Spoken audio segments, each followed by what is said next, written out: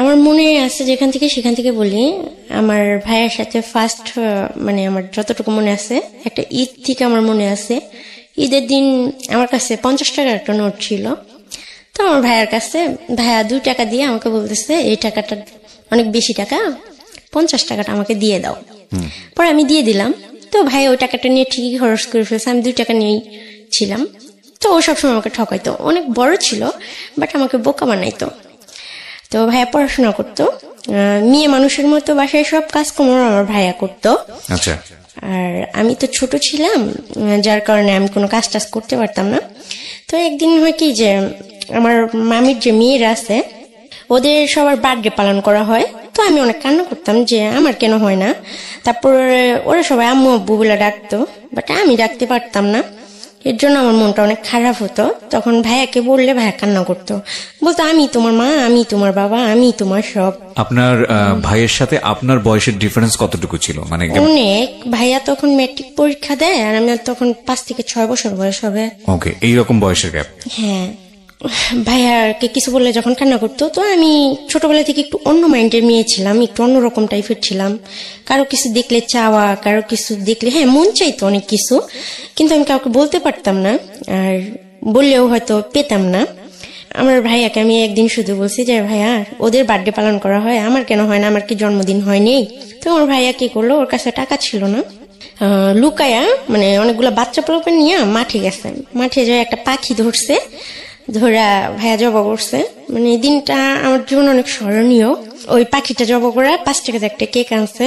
তো মাঠের ভিতরে আমার বার্থডে পালন করছে, যার কারণে আমি জানি যে আগস্টের 22 তারিখ আমার বার্থডে। এরকম করে প্রতি বছরই মানে 2 বছর পর্যন্ত আমার জ্ঞান হওয়ার পরে আমার ভাই আমার সাথে ছিল। তারপর একদিন ভুল করে আমি মামির মানে ডাইনিং টেবিলের চেয়ারে বসি, তো আমার মামি আমাকে অনেক মারে যে ওখানে কেন বসলাম। তারপর আমার ভাইয়াও আমাকে ওখানে মারে। পরবর্তীতে ভাইয়া করে কি ছাগল নিয়ে মাঠে যায়, তখন ভাই মাঠে যায় আমাকে জড়াই ধরে অনেক কান্না করে যে আপু তোর অনেক লাগছে না, তুই রাগ করিস না, তুই বড় হ, আমি তোকে অনেক সুন্দর একটা বাড়ি করে দেব, সেখানে অনেক চেয়ার টেবিল থাকবে, সেখানে তোকে কেউ মারবে না। আমি আর কিছু বলতাম না, আমি বুঝতাম কেমন যেন খারাপ লাগতো, বাট আমি কষ্ট জিনিসটা বুঝতাম না, আমার কান্নাও পাইতো না। এরকম করে ভাইয়া কোনো অন্যায় করলেই খুব মারতো আমার নানা নানি, আর মামিরা খুব বাজে বাজে কথা বলতো। দেখা যেত আমি গোসল করতে গেলে শ্যাম্পু নিয়ে নিতাম, তখন মামি অনেক বড় বড় কথা বলতো যে তোর বাবারই তো ঠিক নাই, তার মেয়ের আবার শ্যাম্পু লাগে নাকি, তো অনেক ধরনের কথা বলতো। তো এরকম করতে করতে একদিন শুক্রবারে আমার ভাইয়ের রেজাল্ট বের হয়েছে। ভাইয়া টিউশনি করতো মাঝে মাঝে, তো প্রতি সপ্তাহে অনেক বাচ্চাদের পড়াইতো। তো ওখান থেকেও দেখা যাচ্ছে আমার নানিকে টাকা দিয়ে দিত, তারপর আমার জন্য হয়তো 2-10 টাকা হয়তো খরচ করতো এরকম। তো প্রতি বছর ঈদে মামারা জাকাত দান করতো, কুরবানি দিত, বাট আমাদের কারোর সামনে ফেস করতো না। তারা যখন ঘুরতে যাইতো আমাদের 2 ভাই বোনকে বাড়িতে রেখে বাইরে থেকে তালা মারে রেখে চলে যেত। সবাই মার্কেট করতো, অনেক দামি দামি পোশাক কিনতো। তো আমারও খুব ইচ্ছা করতো সেগুলো পরার জন্য। দেখা যেত মামিদের জুতোগুলো মুছার জন্য আমাকে দিত, তখন আমি কি করতাম, ছোট ছিলাম তো, পায়ে ঢুকায়া জুতাগুলো বসে থাকতাম যে আমি কবে পড়তে পারবো। তো আমার ভাইয়া মাঝে মাঝে এগুলো দেখতো, আর মামিরা কেউ দেখলে তো মারতো। তো আমি কম বেশি একটু দুষ্ট ছিলাম, তো মারটার খাইতাম, তার জন্য ভাইয়াও খুব রাগ করতো। ভাইয়া রাতে অনেক কষ্ট করে পড়াশোনা করতো। তো ভাইয়ার অত বড় মানে বইগুলা আমাকে দিয়ে লেখাইতো, তো না লিখলে কি করতো, মারতো। আমি বুঝতাম না, তবে আমি অনেক সুন্দর লিখতে পারি। আমার হাতের লেখা দেখলে হয়তো কেউ বিশ্বাসই করবে না যে আমি কখনো স্কুলেই যাইনি। তো আমার যখন স্কুলে যাওয়ার বয়স, তখন আমি স্কুলে যাইতে পারি না, সব বাচ্চারা স্কুলে যাইতো। তো ভাইয়া বলতো যে আমি তোকে অনেক পড়াশোনা করাবো। তো ভাইয়া যখন রেজাল্ট বের হয়, হঠাৎই একদিন মানে নানি ওকে মারে পিয়ারার জন্য। তো মারার পরে সারা রাত ভাইয়ার কথা বলেনি, শুয়েছিল। তারপরের দিন সকাল 12টার দিকে আমার ভাইয়া দেখি যে ফাঁসি দিছে ঘরের ভিতরে, নানির একটা কাপড় দিয়া। তো ফাঁসি দিছে, দরজাটা বাইরে থেকে লাগানো ছিল। তো আমি খেলতেছিলাম বাচ্চাদের সাথে, তো আমাকে সবাই বলতেছে তোমার ভাইয়া মারা গেছে। তো আমি তো আর বুঝি না যে মারা গেছে এটা কি জিনিস, যে আমার ভাইয়া আর কখনো ফিরে আসবে না, আমাকে বকবেও না। আমার ভাইয়ার লাশটা নিচে নামানো হইলো। সেদিন ফার্স্ট আমি আমার বড় আন্টি দেখলাম। তো ওনার চেহারা, এখন আমি বড় হয়েছি, আমার সেম চেহারাই, বাট উনি একটু ফর্সা ছিল আর অনেক সুন্দরী ছিল। তো উনি অনেক কান্না করতেছিল। তারপর জানি না যে আমার ভাই আসলে কিভাবে মারা গেছে, তবে আমার ভাইয়া মানে মরে যাওয়া আত্মহত্যা করার মতো ছেলে ছিলই না, কেননা ভাইয়া তো জানতো যে ভাইয়া ছাড়া আমার আর কেউ নাই। তারপর ভাইয়া মানে পুলিশ আসলো, অনেক লোকজন হলো, আমাকে অনেক জিজ্ঞাসাবাদ করলো, বাট আমাকে কোনো কথা বলতে দেওয়া হলো না, আর আমি তো কিছু বুঝি না। তো ভাইয়াকে মাটি দিয়ে দিল পোস্টমর্টমের পরে। তো সবাই আমাকে নিয়ে আলোচনা করতে শুরু করলো যে ও তো কাজও করতে পারবে না, আর ও বড় হলে ওকে বিয়ে দিবে কে, আর এমনি তো কালো ভূতের মতো হয়েছে, আর ওর মুখ দেখাও তো পাপ, এরকম ধরনের কথা বলতো। তো আমি নানিকে জিজ্ঞেস করতেছি যে আমি তোমাকে নানি বলি কেন, আমার মা নাই কেন? পরে বলতেছে তোমার বাবা খুব খারাপ ছিল, তোমার বাবা খুবই খারাপ ছিল, তোমার মাকে খুব টর্চার করতো। তারপর কাজের মহিলাকে যখন তোমার জন্মের 2.5 মাস বয়স, তখন তোমার বাবা ওই মহিলাকে বিয়ে করে, তার কারণে তোমার মা সুইসাইড করেছে, তোমার মা নাই। তখন আমার আন্টি বলতেছে তুই যাবি তোর বাবার কাছে? তখন মামিরা অনেক রাগ বিহেভ করে, তো আমি বলছি হ্যাঁ যাব। পরে কয়েক মাস রাখার পরে হঠাৎ করে আমাকে ঢাকা মিরপুর নিয়ে আসে একটা লোকের হাতে আমাকে উঠাই দেয়, বলে এটা তোমার বাবা। তো আমার বিশ্বাসই হচ্ছিল না যে লোকটা আমার বাবা। তো উনি আমাকে একটা নতুন জামা কিনে দেয়, ওই দিনকে আমার লাইফে ফার্স্ট আমাকে একটা নতুন জামা কিনে দেয়, আমাকে বেডে বসতে দেয়, তারপর আমাকে মাংস দিয়ে ভাত খেতে দেয়। তো উনি জুয়া খেলতো। তো ওনার যে ওয়াইফ মানে যে কাজের মহিলা ছিল, ওনার 2টা ছেলে বাচ্চা হয়েছে। তো উনি আমাকে বাসায় রেখে যখন বাইরে গেছে, ওনার ওয়াইফ ওনাকে মা বলতে পারবো না, আমি জানিও না যে উনি আমার মা কিনা। বাচ্চারা ভিক্ষা করতেছে, ওই বাচ্চাদের সাথে আমাকেও পাঠাই দিছে, বলছে যা ওদের সাথে যা ভিক্ষা করবি যা। তখন আসলে আমি বুঝিও না যে এগুলো কি, আর আমি বাচ্চাদের সাথে হাঁটতেছি, বাট আমি কিছু বলতেছি না। তখন উনি ওই লোকটা যে বাবা বলছিল আমার, উনি আমাকে রাস্তায় যখন দেখে উনি আমাকে অনেক মারতে মারতে বাসায় আনে যে তুমি এটা কেন করলা। তখন আমি তো কিছু বলতে পারতেছি না, আমি শুধু এটা বলছি উনি আমাকে পাঠাইছে। এ কথা বলার পর উনি আমাকে আরো মারে। তারপর উনি একদিন হঠাৎ করে এসে আমাকে জামা টামা পরে বলতেছে চলো তোমাকে তোমার ফুপির বাসায় রেখে আসবো। উনি খুবই রেগে ছিলেন। তখন মহিলাটা থাকতো 1 নম্বর গুদারাঘাটে 7 তলা একটা ফ্ল্যাটে থাকতো, মহিলার সাথে আরো কয়েকটা বাচ্চা ছিল। তো উনি খুব সুন্দরী ছিল আর অনেক বড় লোকের ছিল। তো উনি আমাকে অনেক আদর টাদর করলো। বাবাকে বাবা বলে ডাকিনি, কিন্তু ওনাকে আমি ঠিকই আদর করছি, মানে আমাকে অনেক আদর করছি। আমি জ্বরে টরে ধরছি আর বলছি আমাকে এত কষ্ট দিলা কেন, এতদিন কেন আমাকে আনো নাই তোমাদের কাছে। পরে ফুপি বলতেছে সমস্যা নেই মা, তোমার আর কষ্ট হবে না, তুমি কি চাও বলো, আমি তোমাকে তাই দিব। তখন আমি বললাম ফুপু আমার খুব পড়াশোনা করতে ইচ্ছা করে, বাচ্চাদের মতো স্কুলে যেতে ইচ্ছা করে। বললো আচ্ছা ঠিক আছে তোমাকে স্কুলে ভর্তি করে দিব। তারপর আমি জানতাম না যে হয়তো ক্ষণিকের জন্য আমি এখানে আসি। পরে উনি আমাকে বললো যে আমি দেশে যাব তোমার ফুপুর বাসায়, তুমি যাবা আমাদের সাথে, তোমার বাবা অনেকদিন পরে আসবে, আর এমনিতে তো তোমার সৎ মা, তোমাকে কে দেখবে। পরে বললাম ঠিক আছে তুমি যেখানে নিয়ে যাবো আমি যাব। তো ওই মহিলা আমাকে আরো কয়েকটা বাচ্চা, বড় 2টা আপু ছিল সাথে নিয়ে, টোটাল 7 জন মানুষ ছিলাম আমার ফুপু সহ। তো আমাকে কলকাতা বর্ডারের ওখানে নিয়ে যায়, ওটা হলো বনগা বর্ডার। ওখানে নিয়ে যাওয়ার পরে যখন বনগা বর্ডারে নৌকা করে পার হওয়ার পরে পুলিশে ধরার পরে বড় যারা ছিল তারা অনেকে চলে যায়, আমি আরো 2টা মেয়ে ছোট ছোট, ওরা পুলিশের কাছে আমরা দৌড়াও নাই আর ওনাদের সাথে যাইতেও পারি না। আমি ফুপু ফুপু বলে চিৎকার করতেছি, বাট উনি আমাকে নিয়ে যায়নি, উনি চলে গেছে। উনি যাওয়ার সময় বলতেছে দেখো আমি তোমার ফুপু না, আমাকে মাফ করে দিও মা। My goodness. পরে বলতেছে তোমার বাবা আমার কাছ থেকে 30,000 টাকা নিছে, আমার কিছু করার নেই, এটা আমার ব্যবসা, আমাকে মাফ করে দিও। আমি মানে অত বুঝি না আর আমি অত কষ্টও পাইনি সেই মুহূর্তে, মানে রাগও হয়নি, কিছুই হয়নি। আমি পুলিশকে বলতেছি আমাকে আমার নানার বাসায় দিয়ে আসেন। বলতেছি ঠিক আছে তোমাকে দিয়ে আসা হবে, চলো তোমাকে এক জায়গায় থানায় নিয়ে যেতে হবে, থানায় নিয়ে গেলে তারপর তোমার অ্যাড্রেস বলবা, তোমার বাবা মা কে আছে তাকে ফোন করা হবে, তারা এসে তোমাকে পরের দিন নিয়ে যাবে। আজকে তো রাত হয়ে গেছে, আজকে তোমার এখানে থাকতেই হবে। ফার্স্টে আমাকে একটা হসপিটালে নিয়ে যাবে বয়েস মেডিকেল করানোর জন্য পুলিশগুলা।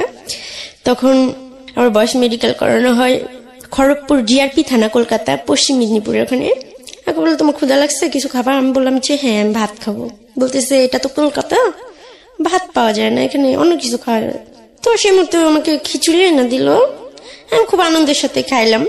খাওয়ার পরে হসপিটাল থেকে আমাকে কলকাতা পশ্চিম মেদিনীপুর বিদ্যাসাগর বালিকা ভবন একটা অনাথ আশ্রম আছে, ওখানে সেফ কাস্টডিও আছে, তো আমাকে অ্যাকচুয়ালি আসামি হিসেবে তারা দেখতেছে, বাট আমি সেই মুহূর্তে বুঝি নাই।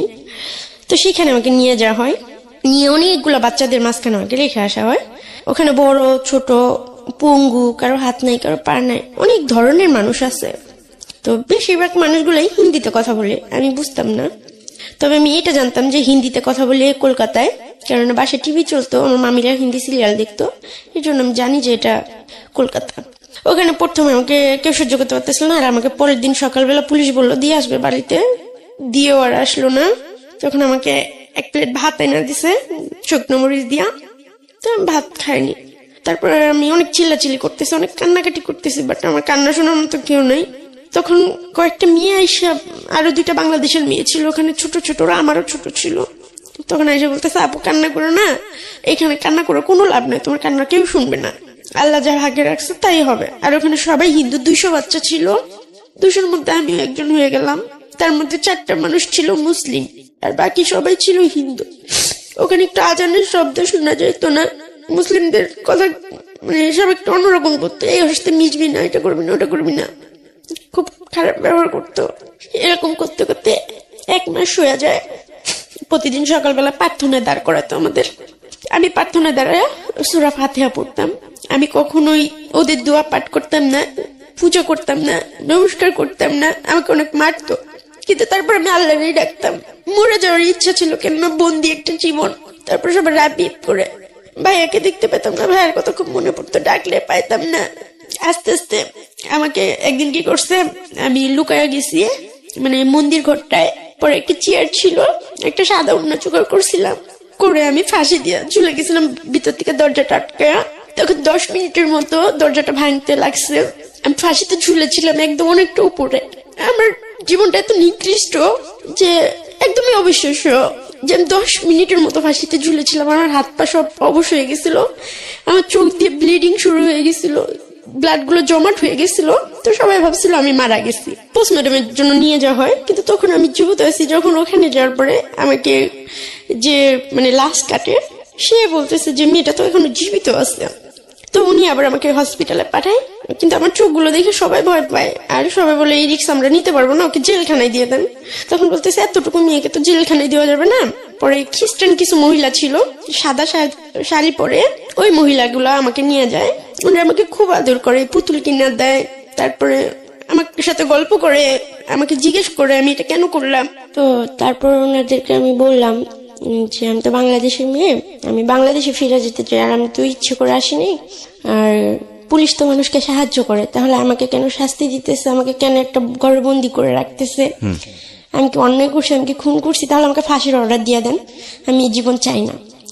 বাচ্চাদের সবাইদের খেলতে দিত, বাট আমি বাংলাদেশের মেয়ে, তাই আমাকে বাইরে ছাড়তো না। যদি আমি পালায়া যাই, পালাবো যে সেই চিন্তাধারা বা সেই শক্তি সাহস তখন আমার মধ্যে ছিল না, বা আমি কখনো ভাবতেই পারি না যে আমি পালাই কোথায় যাব, কিভাবে যাব, আমার কাছে তো টাকা নেই। এরকম করতে করতে আরো কয়েক মাস কাটা যায়। অনেক কথা বলে আমার সাথে, রাইতে ঘুমায়, বাথরুমে গেলে আমার সাথে যায়, ওইখানে মেয়েগুলোর সাথে আমার বন্ধুত্ব হয়ে যায়। তখন একটা মেয়ের আমি বলতেছি, ও নেপালি, ওর নাম হচ্ছে শ্রাবণী। আমি বলতেছি আচ্ছা কিভাবে মরা যায় রে বলতো, আমার এই জীবনটা ভালো লাগে না। ও বলতেছে দোস্ত তুই হাতের রক্তটা কেটে দিবি, দেখবি তোর অটোমেটিক মৃত্যু হয়ে যাবে। তো আমি কি করি, আমার মানে ফার্স্ট ব্লেড দিয়ে আমি হাতে কাটি। তো প্রথমে খুব আমার ভয় লাগে, ব্লেডটা হাতে নেওয়ার পর আমার পুরো শরীরটাই কাঁপে। যখন আমি আমার পিসের কথাগুলা, ব্লেডটা পান কোথায় আপনি? ওখানেই ছিল, মানে বড় মেয়েরা ইউজ করতো, বাথরুম থেকে আমি নিয়েছিলাম। আর আমার চিন্তাই ছিল যে আমি কিভাবে আত্মহত্যা করব, কিভাবে আমি নিজের জীবনটাকে শেষ করবো, আমি ভাইয়ের কাছে চলে যাব। কেন এত কষ্ট, মানে আমার আর ভালো লাগে না। ভাইয়াকে দেখতে পেতাম না, তো ভাই আর আসতো না। তখন তো আপনার অনেক অনেক ছোট না, 5-6 বছর বয়স? হ্যাঁ 6 বছর বয়স। 6 বছর, ওকে।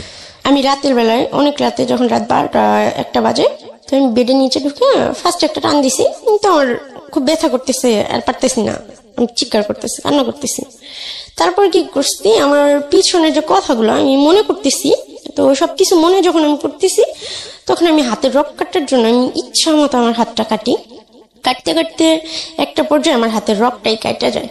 কাটা যাওয়ার পরে আমি কাগজে লিখি, ওখানে বাচ্চারা পড়াশোনা করতো, যে আমার মৃত্যুর জন্য কেউ দায়ী না, আমাকে সবাই মাফ করে দিবেন, আমার এরকম বন্দি জীবন ভালো লাগে না, আমি পড়াশোনা করতে চাই, কিন্তু আমাকে কেউ আদরও করে না, কেউ ভালোবাসে না, এর জন্য আমি আমার জীবনটা চাই না, আর আমার কেউ নাই, আমার একার জীবন চাই না। তো আমি এটা কাগজে লিখা, আমি ছোটবেলা থেকেই মানে ভাইয়া পড়তো, তো ভাইয়া আমাকে পড়াইতো, ওই আমার ভাইয়া আমাকে যতটুকু শিক্ষা দিছে অতটুকুই, এর বাইরে আমি কখনো স্কুলে যেতে পারিনি, যাওয়ার সুযোগ পাইনি। এভাবে আমার সারা রাত হাতে রক্ত ঝরে। পরে সকালবেলা হলো আমাকে হসপিটালে নেওয়া হয়। তো আমি খুবই ছোট ছিলাম তখন, মিডিয়া ফ্লাস হয়, তখন সাংবাদিক আসে আমার সামনে যে আমি কেন এগুলো করছি, বা এর আগেও আমি সুইসাইড করতে চাইছি কেন। তখন আমি সাংবাদিককে বললাম যে আমি জজের কাছে যাইতে চাই, আমি কোর্টে যাইতে চাই, আমি জজকে কিছু কথা বলতে চাই, সে যদি আমার কথাগুলো বলে আমাকে আমার চাওয়াগুলো পূরণ করতে পারে তাহলে আমি এই ধরনের কিছু করব না। তখন জজের সামনে যে আমাকে দাঁড় করে নাও, তো আমাকে কাঠগড়ায় নিয়ে উঠাইলো না, আমাকে নিচে দাঁড় করে দিল। তখন আমি জজকে বললাম যে জজ সাহেব, আপনি কি জীবনে কখনো ভুল করছেন, বা আপনি বুকে হাত দিয়ে বলেন তো আপনি কখনো ভুল করেন নাই। তখন জজ সাহেব বললো, না মা, আমরা সবাই ভুল করছি, প্রত্যেকটা মানুষের জীবন মানেই ভুল। তখন আমি বললাম, তাহলে আমি কি ভুল করছি? তখন 1 বছর মতো হয়ে গেছে, 1-2 বছরের মতো হয়ে গেছে কলকাতায়। আচ্ছা। তো 2 বছরের পরে যখন আমি হাত কাটি, তারপর যখন ওখানে যাই, তো জোসেফ বললো, এখন তুমি কি চাও, তুমি বাংলাদেশে যাই কি করবা, কে আছে তোমার? আমি তো শুনছি তোমার কেউ নাই। তো আমি বলছি, এখানে কে আছে আমার? এখানে তো আমার কেউ নাই, এখানে আমি আজান শুনতে পাই না, এখানে সবাই অন্যরকম, খাবার দাবার সবকিছু আমার অনেক কষ্ট হয়। আর সব বাচ্চারা পড়াশোনা করতে যায়, স্কুলে যায়, ওখানে বড় একটা স্কুল ছিল, মানে আমাদের অনাথ আশ্রম, ওইটা কলকাতায় সবচেয়ে বড় অনাথ আশ্রম। নাম মনে আছে? হ্যাঁ, কলকাতা পশ্চিম মেদিনীপুর বিদ্যাসাগর বালিকা ভবন, আর স্কুলের নাম হচ্ছে বিদ্যাসাগর হাই স্কুল। ওকে। তো ওটা সবাই চিনে, অনেক বড় স্কুল। তো আমি বলতেছি, আমারও পড়াশোনা করে ইচ্ছা করে, আমাকে যে এখানে আপনি আটকে রাখছেন, আমি তো কোনো অপরাধ করে আসিনি, আমি তো ছোট মানুষ, তাহলে যদি আমার ভুল হয়ে থাকে যে আমি বাংলাদেশের মানুষ, এটা যদি আমার ভুল হয়ে থাকে, আজ থেকে 10 বছর পরে আপনি আমাকে সাজা দিয়ে যখন ছাড়া দিবেন, তখন আমি কার কাছে যাব, কি করব? আমি পড়াশোনা ছাড়া পথ চলবো কি করে, বা আমার দায়িত্ব নেবে কে? বা 10 বছর পরে আমি কার কাছে যাব, কার কাছে যাবে বলবো যে আমাকে একটু জায়গা দাও, তখন আপনি কি আমার দায়িত্বটা নিবেন? তো জজ সাহেব বললো, দেখো, তুমি এখানে থাকতে থাকতে হাতের কাজটা শিখো, তুমি যদি স্কুলে পড়তে চাও আমি তোমাকে স্কুলে পড়াবো, তোমাকে বিয়ে দিয়ে দিব, তুমি হিন্দু ধর্ম গ্রহণ করে নাও, তোমাকে ভালো একটা ছেলে দেখে আমরা বিয়ে দিয়ে দিব, বাংলাদেশে তোমার ফিরে যাওয়ার দরকার নাই। আর তোমাকে যেভাবে ধরা হয়েছে বাংলাদেশে যাই তুমি কি করবো, আবার সে কষ্ট পাবো, আবার কেউ বিক্রি করে দিব। তো আমি বলছি, সেটা যাই হোক, আমি দেশে যাই মাটি কেটে খাবো, বাসায় কাজ করে খাবো, কিন্তু আমি আমার দেশে ফিরে যেতে চাই। আসলে আমার মনে রাগ ছিল, যে লোকটা আমাকে ওইখানে পাঠাইছে ওই লোকটাকে খুন করার জন্য আমার বাংলাদেশে ফেরার নেশা ছিল, যে আমি এখানে আসবো একদিনের জন্য হলেও, এসে ওনাকে খুন করবো, তারপর পুলিশ আমাকে যা শাস্তি দিবে আমি মাথা পেতে নেবো। এবং সে লোকটা হচ্ছে আপনার বাবা? হ্যাঁ, আমি আসলে জানি না উনি আমার বাবা কিনা, যেটা সত্যি কথা। জজ বললো, ঠিক আছে, আজকে থেকে তোমাকে পড়তে দেওয়া হবে। তো আমি খুব খুশি হইলাম, আমাকে স্কুলে নিয়ে যাওয়া হলো, তবে পুলিশ গার্ড দিয়ে, 2টা পুলিশ আমার সাথে থাকতো সবসময়, কারণ আপনি যে কোনো মুহূর্তে সুইসাইড করতে পারেন বা পালিয়ে যেতে পারেন। হ্যাঁ হ্যাঁ, আমি বাংলাদেশের মেয়ে, এই জন্য। তখন বাচ্চাদের প্রতিদিন মাঠে ছাড়া হইতো, প্রায় 200 বাচ্চা।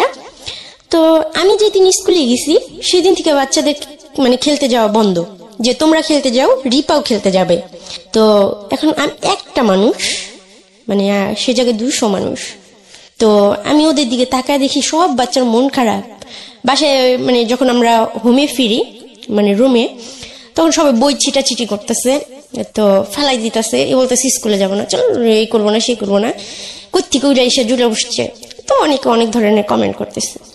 তারপরের দিন আমি স্কুলে গেছি, এইভাবে টানা 3 দিন আমি স্কুলে যাই। তো লাঞ্চ টাইমে আমাকে যেভাবে গার্ড দিয়ে রাখা হয়, এখন আমার জন্য ওরা একটা বন্দি জীবনে পড়ে গেছে, ওরা খেলতে পারে না আগের মতো, ছোটাছুটি করতে পারে না। তো আমি এতটা স্বার্থপর হইতে পারি নাই যে 200 বাচ্চার মুখের হাসি কেড়ে নেবো আমি একা। আমার খুব পড়াশোনা করার ইচ্ছে ছিল। ওই বাচ্চাগুলোর মুখের দিকে তাকে তখন আমি দেখলাম যে আমরা একার জন্য ওদেরকেও অনেক কষ্ট পাইতে হইতেছে। তো আমি বললাম, আমি আবার জজের কাছে গেলাম 7 দিন পরে, বললাম, স্যার আপনি আমার আশা পূরণ করছেন, ঠিক আছে, আমি স্কুলে যাই পড়বো না, তবে আমি এখানে থাইকে পড়বো, বাসায় আমি পড়বো, আমি যা শুধু যেদিন পরীক্ষা থাকবে সেদিন আমি পরীক্ষা দিব। ওরা বললো, কেন, তোমার সমস্যা কোথায়? আমি বলছি, না, আমাকে চোরের মতো ওখানে নিয়ে যাওয়া হয়, চোরের মতো নিয়ে আসা হয়, সাথে আরো বাচ্চাদেরও কষ্ট দেওয়া হয়। ওরা যখন লাঞ্চ করতে বেরোতো আগে, তো আধা ঘন্টা খেলতো, আধা ঘন্টা ওরা খাওয়া দাওয়া করতো, অনেক মজা করতো, আমি জানলা দিয়ে এগুলো দেখতাম। বাট আমি যেদিন থেকে গেছি সেদিন থেকে সব বাচ্চাদের খেলাধুলো সব বন্ধ করে দিছে। পরে আমি ভাবলাম যে 10 জন মানুষের মুখের হাসির থেকে আমার একার কষ্ট অনেক ভালো। তো আমি সবসময় অন্যের দিকে তাকানোর চেষ্টা করেছি যে আমার জন্য কেউ কষ্ট পায় কিনা। তো তারপর যেদিন থেকে আমি স্কুল যাওয়া বন্ধ করছি, আবার ওদের খেলতে ছাড়ছে, তো তখন আমার খুব খুশি লাগছে যে যাই হোক এতগুলো বাচ্চা, ওদেরও তো বাবা মা নাই, অনেকের হাত নাই, অনেকের পা নাই, ওরা হাসতে পারতেছে। ওদের হাসি দেখে নিজের কষ্টটা ভুলে যেতাম আমি, যে আল্লাহ আমাকে অনেক সুস্থ রাখছে, হয়তো এটা আমার কোনো পাপের ফল। তারপর আমি ওখানে সেলাই হাতের কাজ শিখলাম। আস্তে আস্তে পড়ার দিকে আমার মনটা উঠে যায়। আমি অনেক সুন্দর হাতে সেলাই কাজ জানি, অনেক ডিজাইন করতে পারি। তখন আমাকে সবাই অনেক আদর করে, আস্তে আস্তে সবাই অনেক আপন করে নেয় আমাকে। পরে ওখানে 200 বাচ্চার মধ্যে মানে আমি যেটা বলতাম সেটাই হইতো। ওখানে যে অ্যাসিস্ট্যান্ট সুপারভাইজার ছিল ম্যাম কাকুলি দিদি ভাই, উনি আমাকে খুবই ভালোবাসত, ওনাকে আমি খুব মিস করি। কিন্তু অনেক দূরত্বের ফলে ওনার সাথে হয়তো কোনোদিন দেখা হবে না। দিদি ভাই সত্যি আমি তোমাকে খুব মিস করি, তোর মধ্যে তো ভালো আমাকে কেউ বাসে না। তো ওখানে 8টা ম্যাম ছিল, ম্যামরা সবাই আমাকে অনেক আদর করতো আর বলতো রিপা পড়ো পড়ো, অন্যের জন্য কেন নিজের জীবন করবা। তখন ওনারা বারবার আমাকে বললো যে রিপা তুমি হিন্দু হয়ে যাও, কেন বুঝতেছো না, জীবনটা এত সহজ না, হিন্দু ধর্ম গ্রহণ করো, দেখবে তোমার ভালো একটা পরিবারের সাথে বিয়ে হবে, তুমি বাবা পাবা, মা পাবা, আত্মীয় পাবা, স্বজন পাবা। আমি বলতেছি দেখেন এটা কোনোদিনই সম্ভব না। আমি যতটুকুই শুনছি ইসলাম সম্বন্ধে, আমি আমার নবী রাসূলকে আল্লাহ তাআলাকে অনেক ভালোবাসি, আমি কখনোই পারবো না এই কাজটা করতে। আমি সারা জীবন জেলের অন্ধকারে থাকলেও এটা পারবো না। ওখানে আমি শুধু এইটাই আবদার করি যে আমি আমার দেশে ফিরে যেতে চাই। তখন অনেকগুলো কাউন্সিলর ম্যাডাম আসে, একজন স্যার আসে আমার সাথে কথা বলার জন্য। আমি একটা সময় অসুস্থ হয়ে যাই ভাবতে ভাবতে যে আমার জীবনটা কেন এরকম, আমি কেন কোনোদিন মা বলে ডাকতে পারলাম না, কোনোদিন বাবা বলে ডাকতে পারলাম না, আমার কেন কেউ নাই, আল্লাহ এত মহানগিরি কেন আমার জন্যই করলো। সবাই বলে আল্লাহ যাকে ভালোবাসে আল্লাহ তাকেই কষ্ট দেয়, তাকে আল্লাহর প্রিয় বান্দাদের আল্লাহ এই দুনিয়া কষ্ট দেয়। আমি এত প্রিয় বান্দা তো হইতে চাই নাই যে আমার পরিচয় দেওয়ার মতো কেউ থাকবো না। তারপর নবী রাসূলের কথা স্মরণ করে যখন আমার কষ্ট হতো, ভাই আমাকে সবসময় একটা কথা বলতো যে আমরা শেষ নবীর উম্মত হইতে পারছি, আমরা অনেক ভাগ্যবান রে আপু, আমাদের জীবনে আর কিছু চাই না। আর তিনি অনাথ ছিল, তার বাবা মা ছিল না, তারপরে তার একটা পরিচয় ছিল, তাকে আদর করার মতো তার একটা চাচা ছিল, তাকে অনেক আদর করত। কিন্তু আমি এমন একটা মেয়ে, এত নিকৃষ্ট একটা মেয়ে যে আমাকে কেউ কোনোদিন একবার আদর করেনি। বাইরে মানুষ ঘুরতে যায়, কিন্তু ওইখানে কলকাতায় সবাই পিকনিকে যেত, কিন্তু আমাকে বাসায় বন্দি করে রেখে যেত একটা রুমে। তারপর আমার মামার বাড়িতেও সবাই ঈদে ঘুরতে যেত, আমাকে রান্নাঘরে বন্দি করে রেখে যেত। আমি কোনোদিন বাইরে যেয়ে ঘুরতে পারিনি। আমি কালো দেখে কেউ আমাকে ঘুরতে নিত না, পরিচয় দিত না, কেউ আমার সাথে বন্ধুত্ব করতো না। তারপর আমার কাছে কাউন্সিলর ম্যাডামরা আসে, তো মানসিক ভাবে খুবই অসুস্থ হয়ে যায়, অনেক প্রশ্ন আমার মনের ভিতর। তো আমার সাথে কথা এইভাবে কেউ বলে না, কেউ শুনে না, সময় যায় দিন যায়, আমার কথা বলার মতো কেউ নাই।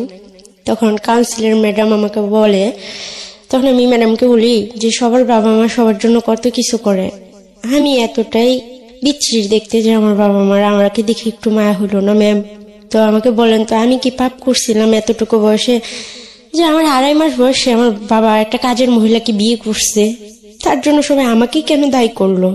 তারপর আমার ভাইয়াটা খুন হয়েছে বা মারা গেছে, সেটার জন্য আমি কেন দায়ী ম্যাম। মানুষ পাপ করার তো একটা বয়স লাগে, তো ওই বয়সে আমি আল্লাহর কাছে এমন কি পাপ করছিলাম যে পাপের জন্য আল্লাহ আমাকে এরকম ধরনের এটাকে আমার দিকে মনে হয় যে আমার জন্য একটা শাস্তি, না তো কি আমি জানি না আপনাদের দৃষ্টিতে কি, আমার জন্য মনে হয় যে একটা শাস্তি। তো ম্যাম আমাকে ওই দিনকে বুঝায় বললো, দেখো সব বাবা মা সন্তানের জন্য করে, তাই না রিপা? তো তুমি মনে করো দুনিয়ায় প্রথম সন্তান, যে বাবা মার জন্য তুমি কিছু করতে পারতেছো, তোমার বাবা মা তোমাকে ছাড়া ভালো আছে, এতে কি তুমি খুশি না? কয়টা বাবা মা ছেলে মেয়েদের কাছ থেকে সুখ পায়? সব বাবা মারা ছেলে মেয়েদের জন্য করে দেয়। তুমি মনে করো তোমার সুখের জন্য তারা তোমাকে অস্বীকার করে, তাদের নতুন লাইফ নিয়ে তারা অনেক সুখে আছে, তুমি মনে করো যে তোমার বাবা মাকে তুমি কিছু দিতে পারছো, তো তাদের উপর রাগ অভিমানটা ছেড়ে দিয়ে মানে তাদেরকে অভিশাপ দিও না।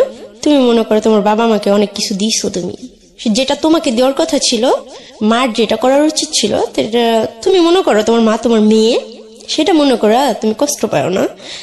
যদি আমার মার জন্য আমি এরকম কিছু করার সুযোগ পাইতাম রিপা, আমি কখনো ছাড়তাম না। তো তখন আমার খুব ভালো লাগছে ম্যাডামের কথা শুনে, এতদিন পরে যে আমার মনে একটা রাগ ছিল, ঘৃণা ছিল। তখন আমি বলছি হ্যাঁ, শুধু পেতেই হবে তার তো কোনো মানে নাই, কারোর জন্য কিছু করতে পারলে। কিন্তু আপনি তো একটা জিনিস জানেন রিপা, যে আপনার মা ততদিনে মারা গেছেন, আপনাকে তো তাই বলা হয়েছে। হ্যাঁ হ্যাঁ হ্যাঁ।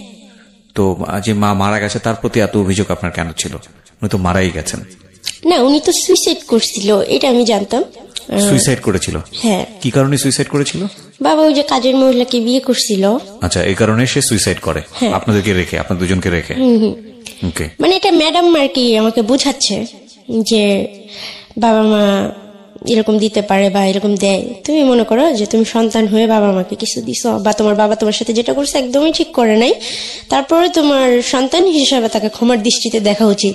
আজকে এই অনুষ্ঠানটা শেষ পর্যন্ত মায়েরা শুনবেন, এবং যেসব মেয়ে বা যেসব ছেলে জীবনে সুইসাইড করা, ছেলেদের বিষয়টা আসলে এখানে কিভাবে আসবে আমি জানি না, তবে যেসব মারা সুইসাইড করার মতো জায়গায় চলে যান সন্তান রাখার পরে, তাদের আজকের এই এপিসোডটা শোনা উচিত। এতক্ষণ পর্যন্ত এফোর ওপর হয়ে গিয়েছে অনেকেরই, ইভেন আমি বহুবার চোখের জল মুছেছি আমার। আমি শেষ পর্যন্ত সবাইকে বলবো যে ধৈর্য ধরে আজকের এই জীবন গল্পটা আপনারা শুনবেন, আশা করি। রিপা বলুন প্লিজ। তারপর আমি খুশি হই ম্যাডামের কথা শুনে। এতদিন পরে আমার মনে একটু হালকা লাগে যে ঠিক আছে ফাইন, এতদিন একটা রাগ ছিল যে বাবাকে অনেক কিছু করব, উনি যদি আমার বাবা হয়ে থাকে উনাকে আমি মেরে ফেলবো। আমি যেভাবে হোক বাংলাদেশে এসে, আমি তো ওনার বাসা চিনি, ওনার জায়গা চিনি, ওনাকে এসে আমি যেভাবে হোক খুন করে ফেলবো, তারপর আমার যা হবে। তো এরকম করতে করতে অনেকগুলো বছর কাটা যায়, আমার আর পড়াশোনা হয় না। মাঝে মাঝে আমি বইগুলো পড়তাম, এরকম পড়তে পড়তে ক্লাস 5 বই পর্যন্ত আমি বাসায় মানে ওই হোমে আইনা পড়তাম। তো ম্যাডামরা আমাকে পড়াইতো, তো আমার পড়ার দিকে মন ছিল না একটা সময়, যে সবাই স্কুলে যায় পড়ে, আমি যাইতে পারি না, বা এরকম ভাবে আর আসলে হয় না, সবাই মজা করে, বা আমি সেই জিনিসটা পাই না। পরে আমি হাতে সেলাই কাজটা শিখে আমি শাড়ি এমব্রয়ডারি করে দেই, অনেক ধরনের সেলাই কাজ করি আমি। তো আমাকে দিয়ে ম্যামরা সেলাই কাজ টাজ করে, পরে ম্যাডামরা বাসা থেকে খাবার আনে, আমাকে ভালো ভালো খাবার খাওয়াইতো। আর সবাই আমাকে এটাই বুঝাইতো, রিপা হিন্দু ধর্ম গ্রহণ করো না, তোমাকে বিয়ে দিয়ে দিব, তোমার আর কোনো কষ্ট থাকবে না। কিন্তু আমি কখনো রাজি ছিলাম না, যেভাবে হোক আমি আমার বাংলাদেশে ফিরে আসতে চাইতেছিলাম। তো এরকম করতে করতে 2014 সাল পর্যন্ত আমি ওখানে থাকি। 2015 সালের ডিসেম্বর মাসের 19 তারিখ পর্যন্ত আমি কলকাতায় ছিলাম। তো হঠাৎ একদিন ম্যাম আমাকে ডাকে বলতেছে, রিপা তোমার 2015 সাল পর্যন্ত? হ্যাঁ। ওকে।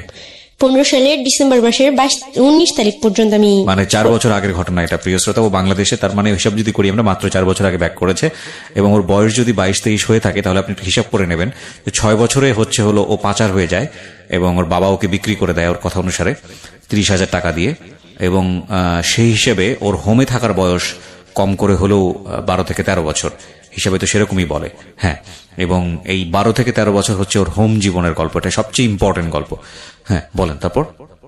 তারপর ওখান থেকে আমাকে বলা হয় যে রিপা তোমাকে বাংলাদেশে যাওয়ার অর্ডার আসছে, আমার সাথে আরো 4টা মেয়ে আসতে পারে বাংলাদেশে। কিভাবে এটা হঠাৎ করে আপনি এটা পেলেন? মানে ওই যে আমি যে বারবার সুইসাইড করতে চাইতাম, আর মানে মিডিয়া, আপনি বেশ কয়েকবার ট্রাই করছেন সুইসাইড করার জন্য? 2বার ট্রাই করছি। একবার আমি ফাঁসি দিছি, একবার আমার হাতে রক কেটে ফেলছি। ওই যে দুটো গল্প বললেন ওটাই? তারপর আমি না খেয়ে থাকতাম, মাঝে মাঝে অনেক জিদ করতাম যে আমাকে সবাই মারো, আমাকে মেরে ফেলো, অনেক ঝগড়াঝাটি করতাম। তো সবাই একটা পর্যায়ে আমাকে অনেক ভালোবাসা দিয়ে মানে ভরায় রাখতো। আর যখন আমি প্রথম যাই তখন সবাই খুব দূর দূর করতো, এই শহরে এখানে আসবা না, এখানে আসা নিষেধ, এটা ম্যাডামের রুম আসবা না, এই সেই টিভি রুমে আসবে না, এই ওই মুসলিম, ওর সাথে কথা বলিস না, এরকম ধরনের কথা বলতো। তো যখন আমি হাতে কাজ শিখি, তারপরে আমি সবার সাথে গল্প করি, সবার সাথে কথা বলি, সবাই আমাকে অনেক আদর করে নিজের সন্তানের মতো। 8 জন স্টাফ ছিল, 8 জনের মধ্যে 8 জনই আমাকে ভালোবাসত। আর আমি পুতুল নিয়ে খেলতাম, তো দিদি ভাইরা আমাকে পুতুল আইনা দিত, আমাকে একটা ডায়েরি এনে দিছিল। দিদি ভাইয়ের কথা আমি কোনোদিন ভুলবো না, দিদি ভাই আমাকে অনেক আদর করতো। আমার কাকলি দিদি ভাই আর কয়েকটা ফ্রেন্ড ছিল, আমার একটা দিদি ছিল, মানে ওখানে দিদি মানে বড় আপুকে বলা হয়তো। তো সবাই অনেক আদর করতো। পরে আমি বারবার জজের কাছে যাওয়ার চেষ্টা করি, ওখানে মাঝে মাঝে সাংবাদিক আসতো, বাচ্চাদের জিজ্ঞাসাবাদ করার জন্য, তাদের খাওয়া দাওয়া কেমন হচ্ছে, তাদের রান্না কেমন হয়, এই সেই অনেক কিছু বলতো। তো আমাদের হোমের রান্না অনেক বাজে হইতো, তো কেউ কিছু বলার সাহস পেত না, কেননা মারবে, হয়তো হোম থেকে বের করে দিবে। কিন্তু আমার তো মৃত্যুর ভয় ছিল না, যার কারণে আমি সবার উপরে যে সবসময় তর্ক করতাম। একদিনকার সাংবাদিকদের আমি বলতেছি যে আপনারা আমাদের সাথে বসে এক বেলা যদি ভাত খান তাহলে আমাদের আর কিছু বলার থাকবে না। তখন বললো, কেন এই কথা কেন বললা? আমি কই, হ্যাঁ এখানে খুবই ভালো খাবার দেওয়া হয় তো সেই জন্য। তখন ওনারা রাজি হলো। তো খাবারগুলো যখন আমি বলছি হঠাৎ করে মানে এটা হবে, আপনারা বলে কই আসবেন ভালো করে রান্না হবে বা খারাপ করে রান্না হবে আপনাদের জন্য, এটা তো হবে না, আমাদের সাথে বসে খেতে হবে। তো আমার কথাটা ওখানে স্মরণীয় হয়ে গেছে, পুরো কলকাতার মানুষই বোধহয় আমার নামটা চেনা হয়ে গেছে যে রিপা নামের কোন একটা মেয়ে এই অনাথ আশ্রমে ছিল। ওই মিডিয়ার লোকজন আসে আমাদের খাবারগুলো দেখে, তারা কেউ খাইতে পারে না। তারপরে ওখানে ক্যামেরা লাগানোর ব্যবস্থা হয় ভিতরে হল রুমে, ডাইনিং রুমে। তারপর রান্নার জন্য ওখানে বাচ্চারা রান্না করতাম আমরা সবাই মিলে, 200 মেয়ের রান্না, 7 জন করে রান্না করতাম, ফ্লোর মুছতাম, তারপরে অনেক কিছু করতাম। তো তারপর বা হয়তো অনেক কিছু মেপে টেপে দেওয়া হতো বা খাবার টাবার অনেক বাজে হতো। পরে ওই ক্যামেরা লাগানোর ব্যবস্থা হলো, রান্নার জন্য কুক দেওয়া হলো। সেটা কিন্তু আমি বলবো না আমার জন্য, বাট আমি চেষ্টা করছি, কেননা আমার মায়ের খাওয়ারও ভয় ছিল না, মৃত্যুরও ভয় ছিল না, বা আমাকে বের করে দিবে, আমি তো চাই আমাকে বের করে দিবে, যার কারণে এই কথাগুলো বলার সাহস আমি পাইতাম। তারপর আস্তে আস্তে আমাদের ওখানে সবকিছু ভালো পরিবেশ হয়ে যায়, আর আমার সাথে সবার সাথে ভালো একটা বন্ডিং হয়ে যায়, আর বাচ্চারাও আস্তে আস্তে আমাকে অনেক ভালোবাসতে শুরু করে। একটা সময় ওরা আমাকে ভালোবাসতো না, তো মিশতো না কেউ আমার সাথে।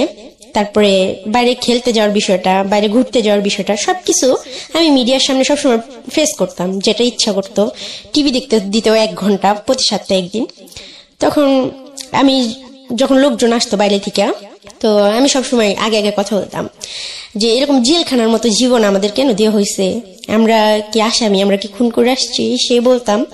তো বলতো যে কি কি সমস্যা, আমাকে বারবার মানে কয়েকবার না হলেও 8-10 বার কোর্টে নিয়ে যাওয়া হয়েছে আমার ইচ্ছাগুলো শোনার জন্য, বা আমি সুইসাইড করতে চাই। ওখানে বাচ্চাদের অনেক মূল্যায়ন করা হয়, একটা বাচ্চা যদি মারা যায় তাহলে কর্তৃপক্ষ দায়ী। তারপরে আর ওই হোমটা সত্যি যারা জানেন, যারা শুনছেন, তারা বুঝতে পারবেন যে ওই হোমটা আসলে কিরকম।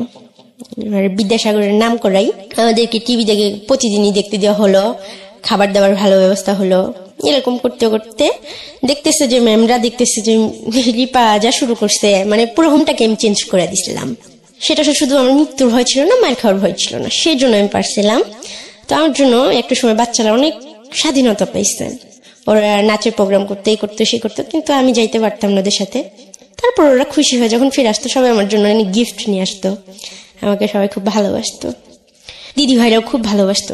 তারপর আস্তে আস্তে হোমের পরিবেশটা চেঞ্জ হয়, আর আমার এসব জন্য থাকতে থাকতে হঠাৎ হঠাৎ আমার মন মেজাজ খারাপ হয়ে যেত।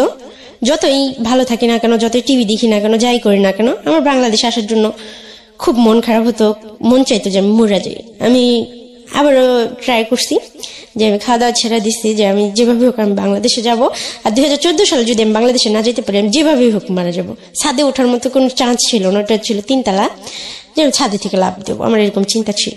বাট কিভাবে মরা যায়, আমি কিভাবে মরবো, তো অনেক নিজে অনেক কষ্ট দিতাম। তো এরকম করতে করতে নতুন ম্যাম আসলো, সে বললো যে না, ওকে 18 হয়ে গেছে, 18 হইলে ওকে জেলে পাঠাই দেওয়া হবে, ও অনেক মানসিক ভাবে মানে সুস্থ না। তখন আমি বললাম ঠিক আছে, আমাকে জেলে দিয়ে দেন, এমন ভাবে একটা মামলা দিয়ে দেন যাতে আমাকে ফাঁসির অর্ডার দিয়ে দেয়, কারণ আমি চাই না এই পৃথিবীতে আর থাকতে, এত সুন্দর আল্লাহর দুনিয়া আমি থাকতে আর চাই না। তখন ম্যাম বলতেছে জেলখানা খুবই খারাপ, সেখানে তোমার সাথে কি করা হবে তুমি কি জানো? জানো না, সেখানে কয়েদিরা তোমার সাথে শারীরিক সম্পর্ক করবে, এই করবে সেই করবে, মারবে, অনেক কষ্ট দিবে, এইটা তো ভালো জায়গা, ভালো লাগে না তোমার, তাই না? আর না হলে তোমাকে বৃদ্ধাশ্রমে পাঠাই দেওয়া হবে, এরকম ধরনের কথা আমাকে বলে, যে তোমার বয়স 18 হয়ে গেছে, এখানে তো আর রাখা যাবে না, তোমাকে বৃদ্ধাশ্রমে পাঠাই দেওয়া হবে। আমি বলতেছি এই সমস্যা নেই, আমি যদি বাংলাদেশে এই হোম থেকে না যেতে পারি আমার লাস্টটাই যাবে, সেটা যেভাবেই হোক। পরে আমাকে হঠাৎই ওই ম্যাম ডাকলো সকালবেলা, আমার সাথে আরো 4টা যে মেয়ে ছিল, সবাই বাংলাদেশের সরকারের সাথে একটা ডিমান্ড হয়, আর আমি আমার নানার বাড়ির যে অ্যাড্রেসটা সেটা আমি ফুললি একটা কাগজে লিখে দিই, খুবই ক্ষুদ্র ক্ষুদ্র জায়গাগুলো, কত টাকা রিক্সা ভাড়া লাগবে, কি লাগবে, সবকিছু যতটুকু আমার মনে থাকে, পাশে কয়টা দোকান আছে, মসজিদ আছে, ঘর আছে, আমার মামার নাম কি, নানার নাম কি, সবকিছু আমি লিখে দিই একটা কাগজে। আপনার পরিচয় অ্যাড্রেসটাকে আমি নিজেও জানতে চাই একটু। থানা জেলা মানিকগঞ্জ, পোস্ট গড়পাড়া, গ্রাম বাঙ্গালা। আর নানার নাম হচ্ছে, মানে ওনাদের নাম আমি বলতে চাই না। ঠিক আছে, ওকে ফাইন, ওকে। আমি আসলে ইন্সপায়ার, যদি আপনি না জান তাহলে আমি আসলে ইন্সপায়ার করছি না। ওকে ফাইন, বলুন তারপর। তো কেননা ওনাদের কেউ আজকে হয়তো ওই জায়গার মানুষ কেউ শুনবে, তখন বলবে যে ওনারা এরকম হইতে পারে। কেউ আমার আপন জনদেরকে আমি বলবো ঠিক আছে, অন্য কেউ অসম্মান করবে, সেটা আমি চাইবো না। তাদের অসম্মান করার জন্য আমি গল্পটা বলা না। আমার গল্পটা বলা হচ্ছে আমার বুকটা ব্যথায় ভরে আছে, আমার খুব কষ্ট হয় এইসব কথাগুলো নিয়ে, আমি আর চলতে পারতেছি না, আমার নিজের অনেক অপরাধ বোধ মনে হয়, এর জন্য আমার কথাগুলো বলা। তো আমাদের বাংলাদেশে আসার ব্যবস্থা হয়। তো সুপার ম্যাম আমাদের নিজে বাংলাদেশের বর্ডারে দিয়ে যায়, পুলিশের হাতে হ্যান্ড ওভার করায়। 2015 সালে তারিখ মনে আছে? হ্যাঁ, 2015 সালের ডিসেম্বরের 19 তারিখ। তারপর ওইখানে একটা মেয়েদের হোমে আইনে আমাকে রাখা হয়। আমার নানাকে ফোন দিয়ে বলা হয়, সে আমাকে নিতে চায় না। তাকে বলা হয় যে রিপাকে যে রিসিভ করবে, গার্জিয়ান হিসেবে যে নিবে, তাকে 50,000 টাকা দেওয়া হবে। তখন আমার নানা পরের দিন চলে আসে নাম্বার নিয়ে। তো সরকারি ভাবে ওখানে যে সেলাই কাজটা আমি করতাম। টাকা কি দেওয়া হয়েছিল নাকি জাস্ট এই মিথ্যা কথা? সত্যি দেওয়া হয়েছিল। আপনার নানাকে 50,000 টাকা দেওয়া হয়েছে? এটা কে দিয়েছে, বাংলাদেশ গভর্নমেন্ট না ইন্ডিয়া? Indian government. মানে ওই দেশের 25,000 না কত হাজার টাকা। মানে আমাদের ওখানে প্রত্যেকটা বাচ্চার একটা ইয়া হতো, মানে কিছু টাকা জমা হতো যারা সেলাই কাজ করতো। ওকে। তাছাড়াও মানে বাচ্চাদের জন্য একটা ভবিষ্যৎ চিন্তা করে যখন একটা বাচ্চা বের হয় 18 বছর পূর্ণ হওয়ার পরে, তখন ওই অ্যামাউন্টটা তাকে দিয়ে দেওয়া হয়, ওই টাকাটা দিয়ে দেওয়া হয়। তো আর আমাকে তো সবাই করতো, আর আমি অনেক কাজ করতাম, অনেক সেলাই কাজ টাজ করতাম। কি ধরনের সেলাই কাজ পারেন আপনি? আমি হাতের এমব্রয়ডারি সেলাই কাজ পারি, যেগুলো সত্যি খুব সুন্দর। আমার নিজেরই মনে হয় যে আমি যে ভালো একটা কাজ করতে পারি। আমি মেশিন চালাইতে পারি। তো আমি যে একটা চাদর, অনেক বড় বিছনা চাদর এমব্রয়ডারি করে দিচ্ছি একটা ম্যামকে। তারপরে একটা শাড়ি, পাঞ্জাবি, রুমাল, অনেক আইটেমের। ওকে, ঠিক আছে। তো আপনার নানা আপনাকে রিসিভ করতে যায়? হ্যাঁ, একটা ছেলেকে, এলাকার একটা ছেলেকে নিয়ে আসলো রিসিভ করতে। তো আমি খুব খুশি ছিলাম। আমাকে যখন আমার ওই যে বাবা যে লোকটা, ওনাকে পুলিশ নিয়ে আসে। তো আমাকে বলে রিপা মামলা করে দাও ওনার নামে।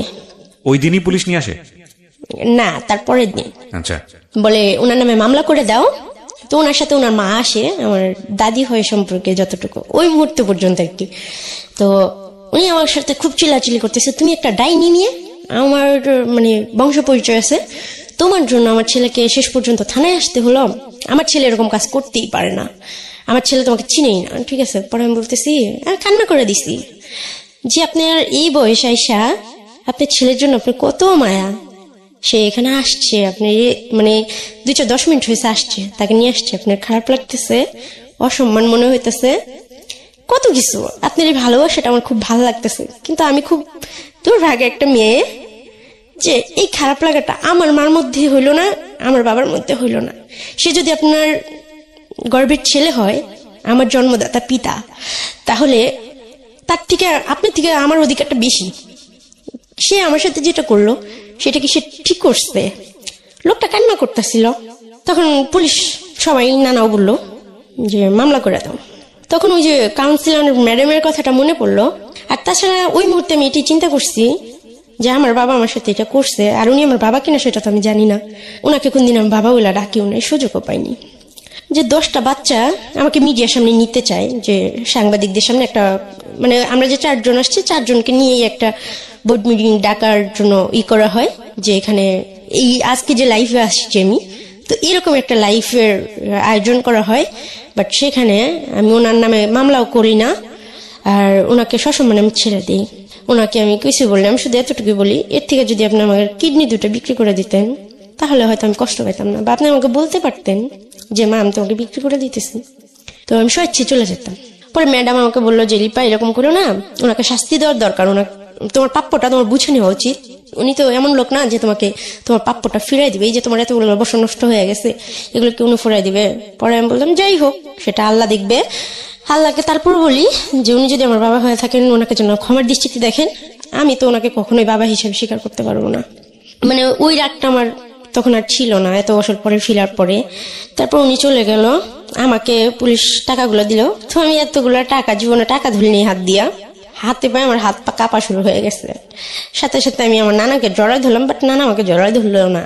তো আমি নানার হাতে দিলাম টাকাগুলা। দেওয়ার পর আমাকে বাসায় নিয়ে গেলাম, খুব খুশি ছিলাম। বাসায় নিয়ে যাওয়ার পর ম্যাডাম আমাকে ডাকলো যে রিপা আসো, তোমাকে লাইভে করবো। আমি চাই যে এই ভুলটার জন্য কেউ না করে, বাট ওই মুহূর্তে আমার মনে হচ্ছিল না আমি মিডিয়ার সামনে ফেস হবো না, আমি জব করবো, আমি নিজের পারে নিজে স্টাবলিশ হবো। আমি চাই না আমাকে সবাই এইভাবে চিনুক জানুক, তো আমার কাছে ভালো লাগে নাই। তাছাড়া আমার মনে হয়েছে যে যদি 10টা বাচ্চা শুনে যে একটা 6 বছরের বাচ্চাকে বাবা জোয়ার টেবিলে বিক্রি করে দিতে পারে, তাদের বাবারা যদি নেশা করে, তখন ওই বাচ্চাদের ভিতরে একটা আতঙ্ক হবে যে আমার বাবা তো এরকম করতে পারে। করবে না, তারপরে এটা নিয়ে 1 মিনিটের জন্য যদি ভাবে, সেটাই হবে আমার জন্য খারাপ লাগা। তো সেই জন্যই আমি আমার বাবাকে কারোর সামনে ফেস করলাম না। আর আমি আসলে জানি না জুনি আমার বাবাকে না। তারপর আমি বাড়িতে গেলাম। পরের দিনই ওখানে মানিকগঞ্জে তালাসীমা অ্যাপার্টমেন্ট একটা লিমিটেড একটা গার্মেন্টস ফ্যাক্টরি আছে, ওইখানে আমি ঢুকলাম। তারপরের দিনই আমার নানাকে বললাম যেভাবে কাগজপত্র 2,000 টাকা আমি খরচ করি, ওখান থেকে কাগজপত্র এনে আমাকে যেন ওই গার্মেন্টসে ঢুকাই দেওয়ার ব্যবস্থা করা হয়। আমার বেতন ধরলো 6,200 টাকা হেল্পার। তো আমি অনলি 7 দিন ওখানে কাজ করি। একটা মেয়ের সাথে আমার খুব ভালো রিলেশন হয়, মেয়েটা খুব সুন্দর ছিল, মেয়েটার নাম ছিল শারমিন। মেয়েটা ওখানে অপারেটর ছিল, ওর হেল্পার ছিলাম আমি। ও আমাকে কাজ শিখাইতো প্রতিদিন লাঞ্চ টাইমে, মেশিন গুলো ওপেন থাকতো। তো আমি খুবই আগ্রহ নিয়ে 10 থেকে 15 দিনের ভিতরে আমি বারটেক মেশিন এর অপারেটর হই। তারপরের মাসে আমার স্যালারি বাইরে যায়। 1 মাসের মতো আমি ওখানে জব করি। তারপরের মাসে হয় মানে মাসের অর্ধেক, তখন আমার বড় আন্টি আবার আসে আমার মামার বাড়িতে। আসার পরে উনি, তার আগে হয় কি যে আমার খালাতো ভাই আছে, ও আমাকে ডাকে একটা কথা বলার জন্য। তো বাসা সবার সামনে ওরা আমার সাথে খুব খারাপ বিহেভ করে, কেন ওরা আব্বু আম্মু এটা পছন্দ করে না, আমার মামা মামিরা পছন্দ করে না তাদের বাচ্চা আমার সাথে মিশুক। বাট ও আমার সাথে বাইরে দেখা করে, ফোন করে, পরে বলে যে আপু তোমাকে আমাকে একটা কথা বলার আছে, তুমি তো জানো তোমার মা মারা গেছে, কিন্তু তোমার মা না মারা যায়নি, আমাদের বড় আন্টি আছে না, উনি তোমার মা হয়। তুমি যখন হারাই গেছিলা, খোঁজ খবর ছিল না, তখন উনি অনেক কান্না করছে। উনি বলছে যে আমার ছেলেটাও মরে গেল অকালে, আমার মেয়েটাও এইভাবে হারাই গেল তোমাদের জন্য, আমার মেয়েটাকে দেখে রাখতে পারলা না, এইভাবে কান্না করছে। এটা আমি শুনছি। কি বলেন? হ্যাঁ। তো যে আম্মু আমার কাছে আমার 4 বছর বয়সে আমার জ্ঞান অনুসারে মানে মারা গেছে সুইসাইড করে, সে আমার কাছে 2015 সালে আবারও ফিরে আসলো, বাট সে আমার মা হিসেবে ফিরে আসে নাই। দাঁড়ান একটু পজ নিচ্ছি, কজ ওভারলোডেড হয়ে যাচ্ছে আসলে। মানে আমি অনেক দিন পরে এরকম স্পিচলেস অবস্থায় কোন স্টোরি আমি শুনছি যেখানে আমার ইন্টারাকশন জিরো। আমি কথা বলতেই চাই না, কজ আমি আপনাদের এই ফ্লোটা নষ্ট করতে চাই না। কিন্তু আমার একটা কোয়েরি, যেটা আমার মনে হয় আমার লিসনারদেরও কোয়েরি, সেটা হলো যে আপনাকে বলা হয়েছে আপনার মা সুইসাইড করে মারা গেছে, আবার বাবার প্রেজেন্সও ছিল এখানে। এতদিন পরে আপনি যেটা জানলেন যে আপনার বড় আন্টি যে পরিচয়টা দেয় সে হচ্ছে আপনার মা, এটা আপনাকে বললো আপনার এক কাজিন? না, আমার খালাতো ভাই। ও তো কাজিনই হয়। তাহলে খালাতো ভাই আপনাকে বললো, তারপরে আপনি এটাকে সত্য না মিথ্যা আপনি যাচাই করেননি বিষয়টা? 100%। কি করলেন আপনি? স্টেপ বাই স্টেপ জান প্লিজ। আমি আমার নানার সাথে কথা বললাম যে নানা উনি কি আমার মা হয়? বলতেছে না, এইসব কথা তোমাকে কে বলছে? তো আমি অনেক খুশি ছিলাম, উনার কথা মনে করলে আমার সত্যি খুব খুশি লাগে। তো আমার মা এত সুন্দর, উনি আমার মা, মানে এরকম ভাবতেছে। আপনি বড় আন্টি হিসেবে জানেন? হ্যাঁ, উনার একটা ছেলে আছে, তো ওনার ছেলের নাম হচ্ছে রাফি। ওনার বিয়ে হয়েছে খুব ভালো পরিবারে। তো সেখানে নাকি বলা হয়েছিল যে সে আনম্যারিড, আর আমরা যে তার হাজবেন্ড অনেক ভালো, যার কারণে একটা ছেলে অবশ্যই তো বুঝতে পারে যে একটা মহিলার যদি 2টা বাচ্চা হয় সে অবশ্যই বিয়ের পর বুঝতে পারবে, যতই সে তাকে বলা হোক আনম্যারিড। বাট সে অনেক সুন্দরী ছিল, শিক্ষিত ছিল। আর আমাকে হয়তো জানি না এইসব বিষয়, তাদের ঘরের বিষয় কি কথা হয়েছে, কি হয়েছে না হয়েছে, বা সে আসলেই কতটা ফেস করছে আমি আসলে জানি না। তাই তার সম্বন্ধে আমার কখনো রাগ ঘর কোনো প্রশ্ন আসে নাই একটা দিক থেকে, যে যেভাবেই হোক তার বাবা মারটা খাইছি পড়ছি, বা আমরা 2টা ভাই বোনে তার বাবা মার কাছে ছিলাম। আমার যে দাদা দাদির যেটা করার ছিল সেটা সে করে না। আমার বাবার প্রতি আমার অনেক অভিযোগ ছিল, কিন্তু আমার মার প্রতি আমার কোনো দোষ দেওয়ার ছিল না। যে সে স্বীকৃতি না দিল, তার বাবা মাই তো আমাকে পরিচয় দিছে বা রাখছে। একটা মুরগির বাচ্চা পালাও অনেক কষ্ট, সেই ক্ষেত্রে একটা মানুষের বাচ্চা পালা যে কত কষ্ট, আর 2.5 মাস বয়স থেকে, সেটা আমি মিন করতাম। আমি সবসময় সবকিছু নিয়ে অনেক ভাবি, তো এসব ভাইবা আমি কিছু বলিনি না। কিন্তু আপনাকে তো সামহাউ ফাইন্ড আউট করতে হবে যে রিজনটা আসলে কি ছিল, বা আপনার বড় আন্টিকে হলেও তো আপনার কোশ্চেন করার কথা। আপনি কি করলেন? হ্যাঁ, তো আমি কোশ্চিন করব কি, উনি যেদিন আসছে ওই দিন রাতের বেলা আমাকে রুমে ডাকছে। তো আমি ভাবছি ওই যে ভাইয়া বলছে অনেক কান্না করছিল, দেখো রিপা তুমি তো, আমি ভাবছি আমাকে মেয়ে হিসেবেই বলবে।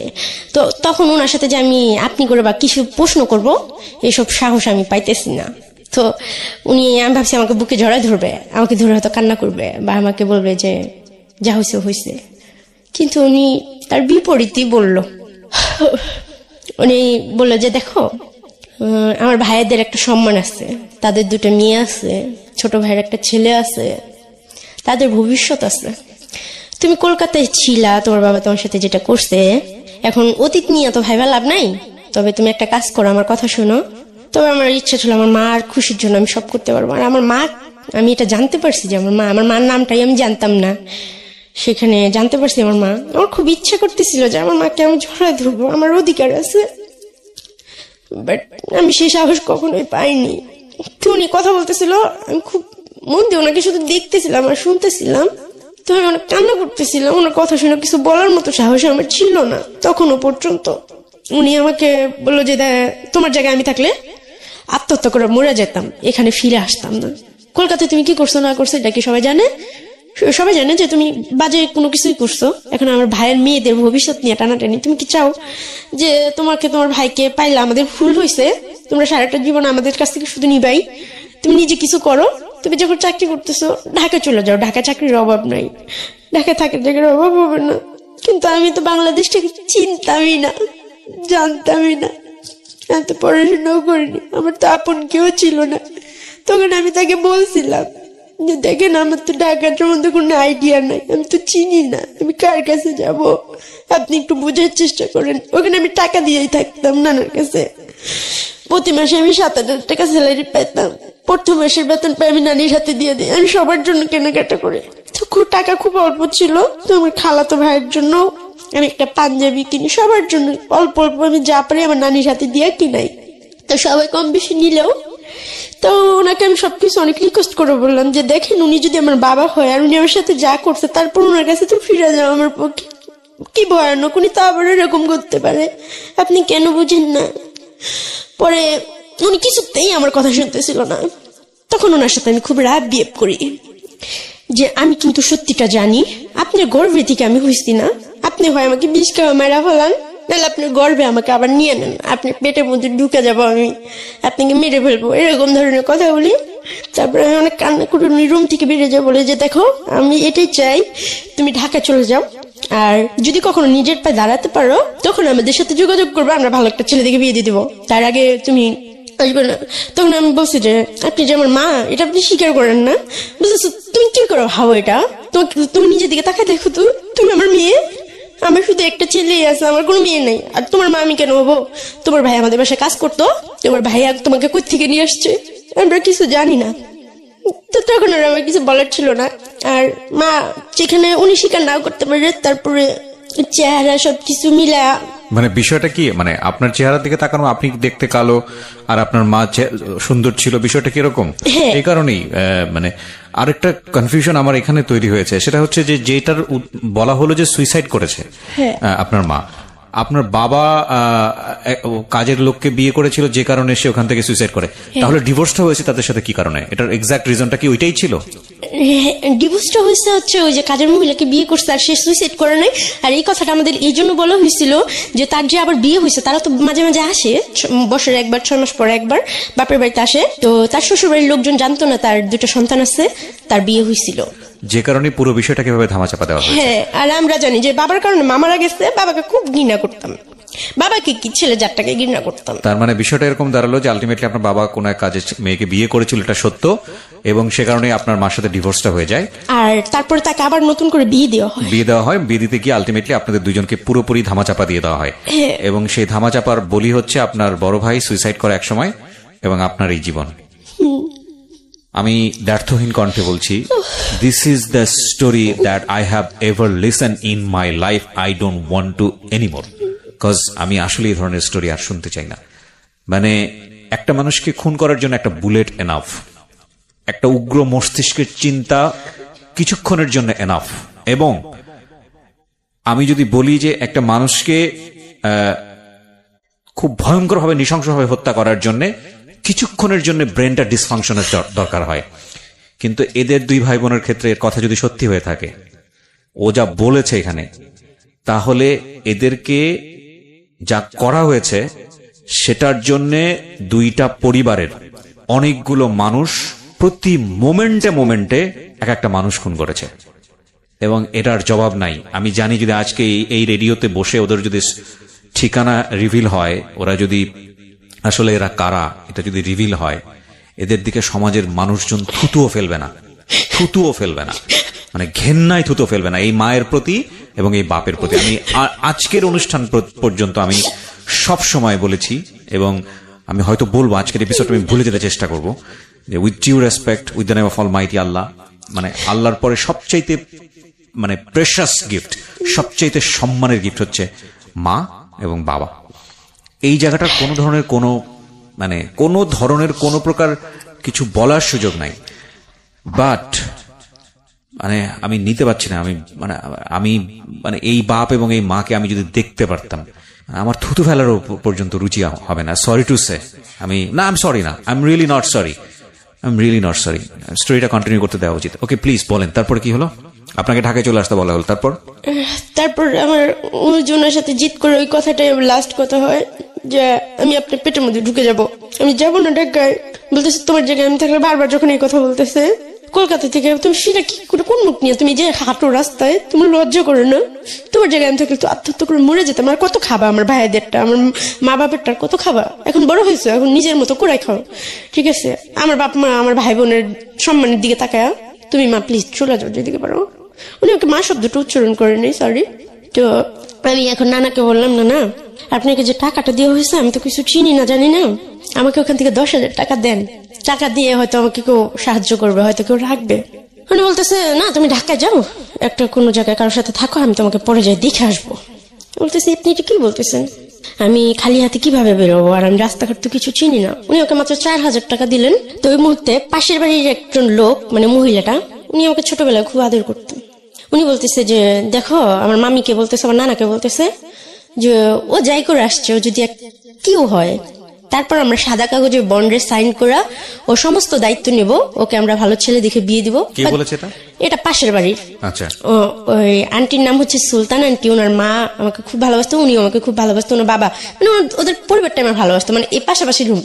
প্রিয় শ্রোতা, আপনারা শুনছেন প্রাণ মিস্টার ম্যাঙ্গো ক্যান্ডি প্রেজেন্স জীবন গল্পের অতিথির গল্পে আবারও ফিরবো। তার আগে আপনাদেরকে মনে করিয়ে দিচ্ছি, সিচুয়েশন যখন খুব কড়া, মন বসে না কোনো কাজে, তখন মন ঠিক করতে মুখ দিতে পারেন কাঁচা আমের স্বাদে Pran mister mango candy, good mood character.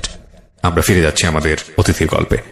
জি, তারপর ওনাকে বললাম যে দেন আমাকে 10,000 টাকা দেন। তো উনি পুরো 45,000 টাকা আমাকে ছুড়ে মারে আমার গায়ের উপরে। তখন আমি ভাবতেছি এত বোকা ছিলাম যে টাকার জন্য আমার নানা আমাকে ভালোবাসবে না, আমার নানা আমার সাথে কথা বলবে না, না আমি টাকা নিব না, যা হয় হবে। তখন আমি বললাম ঠিক আছে, টাকা আপনার কাছে রেখে দেন। তখন নানা কি করলো, আমাকে রাতটা ওখানে থাকতে দেওয়া হলো। নানা আমাকে শাক ভাজি দিয়ে ভাত নিয়ে আসছে। তো নানি সেটা দেখছে, আমি খাইতে চাইনি। তো আমি অনেক বুঝানোর পরে আমার নানা অনেক মায়া করে কথা বলতেছে। আর আমি ছোটবেলা থেকে একটু ভালোবাসাই চাইছি, দামি পোশাকও চাইনি, ভালো খাবারও চাইনি। অনেক আদর করে বলার পরে মাত্র ভাতের প্লেটে হাতটা রাখছি, আমার নানি এসে ভাতের প্লেটটা ফালাই দিল। কুকুরগুলো ভাতগুলো খেলাম। পরে আমার আন্টি যে ছিল, আমার মার যে বোন, ওনার বিয়ে হয়েছে, ওনার ছেলে আমাকে বলছে জুনি আমার মা হয়।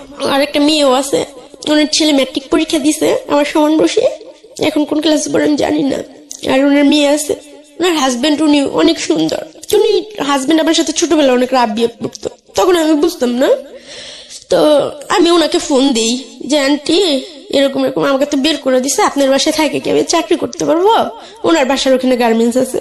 বলছে হ্যাঁ তুমি চলে আসো, সমস্যা নেই, তুই চাকরি করবা, টাকা দিবা, থাকবা, খাবার, সমস্যা কি? দরকার হলে আমি আমার বাসায় না থাকতে পারলে আরেক বাসায় ঠিক করে দেবো।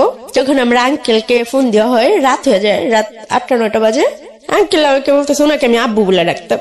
আমি এই জন্য আব্বু বলে ডাকতাম, উনি যে স্পর্শ আমাকে করতো আমার খুব বাজে লাগতো। তো ওনাকে আমি বাবা বলে ডাকতাম। তো বলতেছে আব্বু আমি কিন্তু আসতেছি। তো উনি বলতেছে দেখো তুমি সব পাইবা, তোমাকে জামা কিনে দিব, ভালো ড্রেস আপ দেবো, সব দিব, কিন্তু তোমার আমার সাথে থাকতে হবে, আমার সাথে ফিজিক্যাল করতে হবে, আমার যখন ইচ্ছা তখন তোমার সাথে ফিজিক্যাল করতে হবে। আমি বলতেছি আমি আপনাকে বাবা বলে ডাকছি, এটা কিভাবে সম্ভব? এর থেকে তো মরে যাওয়াই ভালো। তো ওনার মনে এতটুকু আমার জন্য দয়া হয় না, ওনারও কিন্তু মেয়ে আছে। উনি বলতেছে এটা না হলে তুমি আমার বাসায় যেতে পারবা না। ভাগ্য কত নিষ্ঠুর হয়ে আমার জন্য দাঁড়াইছিল, এতে আমার কোনো দোষ ছিল? তো আমি আন্টিকেও আর কিছু বলতে পারলাম না যে আন্টি আঙ্কেল আমাকে এই কথা বলতেছে, আর ওনাকে আমি বাবা বলে যেখানে ডাকি। তো আমি ওনার রাস্তায় বাসার সামনে যায় ফিরে আসলাম। তো যে মেয়েটার সাথে আমি কাজ করি, ওই যে আমার অপারেটর ছিল, ও ঢাকায় আসতো, পরে ওর বাসায় আমাকে নিয়ে গেল। মেয়েটা স্মোকিং করতো। তো ওই রাতে আমি অনেকগুলা 1 প্যাকেট সিগারেট কিনে, সিগারেট খাইতে পারতাম না, বাট আমি ট্রাই করি সিগারেট খাওয়ার জন্য। মানুষ বলে সিগারেট খেলে কষ্ট চলে যায়। তারপর আম্মুর কথাটা বারবার মনে পড়তেছিল। আম্মু বলতেছিল যে তোমার জায়গায় আমি থাকলে আত্মহত্যা করে ফেলতাম, আমি মরে যেতাম। তো আমিও অনেক ভাবছি যে আমাকে মৃত্যুতে দাও। ওই মেয়েটা বলতেছে তুই কান্না করিস না, তোকে আমি সব ঠিক করে দিব, অনেক টাকা পাবি, তুই ঢাকায় নিয়ে যাবো তোকে। এখান থেকে কি করবি? এখানে থাকলে সমস্যা হতে পারে, আমার আম্মু আব্বু এসে ঝামেলা টামেলা বলে সারা রাত বসে সিগারেট জ্বালাইতেই থাকলাম। খাইতে পারতেছি না, মুখে ধোয়াটা নিচ্ছি আর ফালাই দিচ্ছি আর কান্না করতেছি যে আল্লাহ তুমি আমার প্রতি কি একটু দেওয়া হয় না, আমি এত পাপি। তারপর ওই মেয়েটা নিয়ে আসলো মিরপুরে, আনার পর মেয়েটা আমার সাথে সেম কাজটাই করে যেটা আমার বাবা আজ থেকে 10 বছর আগে করলো। আমি মিরপুরটাকে ফার্স্ট পাড়াতেই আমি চিনতাম না। পরে একটা আবাসিক হোটেলে মেয়েটা আমাকে নিয়ে যায়, বলে যে এখানে স্যাররা থাকে, এখানে একটা লোক তোমাকে গার্মেন্টসে চাকরি দিয়ে দিবে, থাকা খাওয়ার ব্যবস্থা করে দিবে, আমি আসতেছি, তুমি একটু বসো, আমি স্যারের সাথে কথা বলে আসতেছি। মেয়েরা কি করে, ওই যে ম্যানেজার থাকে তার কাছ থেকে 10,000 টাকা নিয়ে আমাকে রেখে চলে যায়। তো ওখান থেকে আমাকে আর বেরোতে দেয় না। পরে একজন সাংবাদিক আসে, ফার্স্ট আমার গায়ে টাচ করে, পরে ওনার হাত পা ধরে আমি অনেক কান্নাকাটি করে। সে একজন সাংবাদিক ছিল। উনি বলতেছে এসব নাটক, তোমাদের মেয়েদের নাটক দেখতে দেখতে আমার ভালো লাগে না, তুমি তো ভালো নাটক করতে পারো। সাংবাদিক আপনি বুঝলেন কিভাবে? ওনার গলায় আইডি কার্ড ছিল, তারপরে ছিল মিডিয়ার যে মাইক্রোফোন, ওই কি থাকে না, বুম, কথা বলে যে, হ্যাঁ মাইক্রোফোন, ওটাও ছিল হাতে। হ্যাঁ, ক্যামেরা ছিল, পুরো ফেজের। তারা দেখলে যে মূর্খ মানুষ চিনবে যে তারা সাংবাদিক। উনি আমার সাথে একটা পর্যায়ে ফিজিক্যাল করে, আমার অনেক ব্লিডিং হয়। তারপর উনি আমার কাছে ক্ষমা চায়, আমাকে বলে আসলে আমি বুঝতে পারিনি, তোমার কথাগুলো বিশ্বাস হয় নাই, তুমি আমাকে মাফ করে দাও, বাট তোমাকে আর কেউ কিছু করবে না, আমি যতদিন বাঁচবো তোমাকে দেখবো। তারপরে উনি আমার কথাগুলো শুনে, আগে উনার ইচ্ছা পূরণ করে, তারপর উনি আমার কথা শুনে, তখন তো আমার বাচ্চার কোনো ইচ্ছাই থাকে না, যে শেষ পর্যন্ত আমি আমার সতীত্বটাও ধরে রাখতে পারলাম না। আমার জীবন দিয়ে আমি কি করবো, কোনো সাইডই তো আমার থাকলো না। আল্লাহর প্রতি সেদিনকে আমি শুধু কষ্ট পাইছি, এতদিন যে কষ্ট পাইছি আমার কোনো কষ্ট হয় নাই, কিন্তু ওই দিনকে আল্লাহর প্রতি থেকে কেমন যেন আমার বিশ্বাসটাই হয়ে গেছে। তারপরও আল্লাহ যা করে ভালোর জন্য করে। তো ম্যানেজার আমাকে অনেক বুঝাইলো যে দেখো যা হয়ে গেছে, তুমি এক কাজ করো, তুমি যে ব্যবসা করো, অনেক টাকা পাবা, স্বর্ণের গয়না পড়তে পারবা, দামি জামা পড়তে পারবা। মানুষের কাছে টাকা থাকলে মানুষ অনেক ভালোবাসে, কিন্তু পরপুরুষের সাথে থাকা আমার কাছে বিষের মতন লাগতো। আমি পারি নাই, বা আমার টাকার প্রতি কোনো চাহিদাও ছিল না, কিন্তু ওই মুহূর্তে তো আমার কাছে টাকাও ছিল না, জামা কাপড়ও ছিল না, কিছুই ছিল না। তারপরে উনি আমাকে বাসায় নিয়ে যায় ওই সাংবাদিকটা। একটু মাফ করবেন, একটু পজ দিচ্ছি আমি, এখানে আমার একটা কথা বলা প্রয়োজন। এই যে যারা আজকে রেডিওর এই গল্পটা শুনছেন, আপনাদের সবার প্রতি সম্মান রেখে বলছি, এই যে মাঝে মাঝে দেখেন না যে গাড়িতে করে তুলে নিয়ে যায় 8 জন 10 জন 15 জন 20 জন মেয়েকে, সবার মুখে এরকম করে নেকআপ দেওয়া, হ্যাঁ, এবং কেউ ফেস পরিচয়টা দিতে চায় না। তারপরে আপনারা ওই যে মাঝে মাঝে ফেসবুকে ছবিগুলো ভাইরাল হয়, ভিডিওগুলো ভাইরাল হয়, একটা হোটেলের মধ্যে ঢুকছেন, সেই হোটেলে এরকম কামরার সামনে দাঁড়ায় আছে বা কি একটা অবস্থা, হ্যাঁ, খুবই অসামাজিক একটা অবস্থা। এবং ওই ভিডিওগুলো দিতে পারলেই মোটামুটি পয়সা ইনকাম করা যায়, বিশাল ভাইরাল হয়ে যায়, সবাই দেখতে চায় এরা কারা দেহ ব্যবসা করে। হ্যাঁ, আজকের এই স্টোরিটা একটু মনে রাখেন, এর পরের বার যখন খারাপ ব্যবহার করবেন এদের সাথে, এই যে রিপা নামের যে মেয়েটা গল্পটা বলে যাচ্ছে, থুতু যখন ফেলবেন, যখন একটা স্ল্যাং ওয়ার্ড আছে না, এটা বলে যখন গালি দেবেন, অনেক সময় নিজের বাচ্চা কাচ্চাকে অনেক সময় উল্টাপাল্টা এই ধরনের গালি দেন এদের নাম তুলে, এই গল্পটা একটু মনে রাখেন যে এই মেয়েরা আসলে কারা, কিভাবে এরা এখানে আসে, কিভাবে আসতে এরা বাধ্য হয়। আপনি যদি মানুষ হয়ে থাকেন তাহলে আজকের পর থেকে এই এদের দিকে আঙ্গুল তোলা বন্ধ করেন, হ্যাঁ। এবং যারা সুবিধাপ্রাপ্ত তাদের অবশ্যই শিষ্টাচার বহির্ভূত আচরণ করা উচিত নয়, অন্তত এদের প্রতি। প্লিজ বলেন দীপা। তারপর ওই মেয়েটা তো 10,000 টাকা নিয়ে গেছে। তো উনি আমার সাথে থাকার পর বলতেছে, আমি আমার বউকেও পাই নেই যে ফিজিক্যাল করার সময় এরকম কিছু, ঠিক আছে। তো উনি থাকছে, আর কারোর সাথে আমার করে নাই। তো উনি বললো যে তোমার মাসে কয় হাজার টাকা লাগবে, হাত খরচ কি লাগবে, তুমি কি চাকরি করবা? তখন আমি ওনার সাথে কোনো কথাই বলতেছি না জিদের কারণে। আমার মন চাইতেছে ওনাকেই খুন করে ফেলি, বাট আমার কোনো ওয়ে ছিল না। তো সবাই মিলেই আমাকে বুঝায়, ম্যানেজার, ওনার সাথে আরো ওনার 2টো ফ্রেন্ড ছিল, সবাই অনেক বুঝায়। আমার জন্য ওষুধ নিয়ে আসে, আমাকে খাবার নিয়ে আসে, বলে রিপা দেখো সবাই এরকম মিথ্যা কথা বলে তো, আর সবাই এখানে কান্নাকাটি করে, এই করে সেই করে, আর এই জায়গায় আসে এই জায়গাটা চিনে না, এরকম হইতে পারে বলো? তুমি একটা হোটেলে আসছো, তুমি বলতেছো তুমি এটা চিনোই নেই, এটা কি হয়? তো এর জন্যই তোমার সাথে আরো রাব বিহেভটা করা, ঠিক আছে? নাহলে তোমার সাথে আমি রাব বিহেভ করতাম না, এত হইতো না। বাট তুমি যে মানে করছো, তাতে মনে হয়েছে যে তুমি এরকম না, তুমি মনে বাজে মেয়ে, ঠিক আছে? তখন তো আমি ভালো করে চলতেও পারতাম না, এখনো তো পারি না, আমি তো স্মার্ট হয়ে চলতে পারি না। তো বলতেছে যে তোমার সবকিছু দায়িত্ব আমি নিলাম, সমস্যা নেই। পরে উনি আমাকে 10 নম্বর ম্যাপটেক্স একটা গার্মেন্টসে ঢুকাই দিল। ওখানে আমার 6,500 টাকা স্যালারি ধরলো। ওনার ভাইয়ের মেয়ের সাথে উনি আমাকে রাখলো। তো ওনার বউ বাচ্চা আছে, যার কারণে ওনার নামটা আমি বলতেছি না। না ঠিক আছে, আমরা নিজেরাও চাই না ওনার পরিচয়টা রিভিল হোক, ঠিক আছে বলুন। তো তারপর আমি চাকরি করতে থাকলাম। তারপরে চাকরি করতে করতে হঠাৎ একদিন আমি অসুস্থ হয়ে যাই, আমার গায়ে বসন্ত উঠে, অনেক জ্বর হয় আমার। তখন ওনারা আমার গার্জিয়ানকে খুঁজে যে তুমি যদি হঠাৎ করে মারা যাও তখন তোমার দায়ী ভারটা কে নিবে, বা তুমি কোথায় থাকো, তোমার গার্জিয়ান কি কেউ আসেও না, তুমিও ঈদ জিত আসে বেড়াইতে টেড়াইতে যাও না, তুমি কোথেকে আসছো বা কি, এইভাবে তো আমরা তোমার রিস্ক নিয়ে তোমাকে রাখতে পারি না, তুমি সামনের মাসে অন্য কোনো জায়গায় থাকার জন্য ব্যবস্থা করো। তখন ওই ভাইয়াটা বলতেছে যে ওর সব রিস্ক আমার। হঠাৎ করে একদিন ওনার একটা ফ্রেন্ডকে আনে, উনি ওনার ব্যবসায়ী, তো বলে তার সাথে আমার ফিজিক্যাল করতে হবে। আমি সেটা কোনোভাবে রাজি ছিলাম না। তো সেই দিন আমি খুব সিনকেট করি, খুব এক পর্যায়ে লোকটাকে আমি মারি।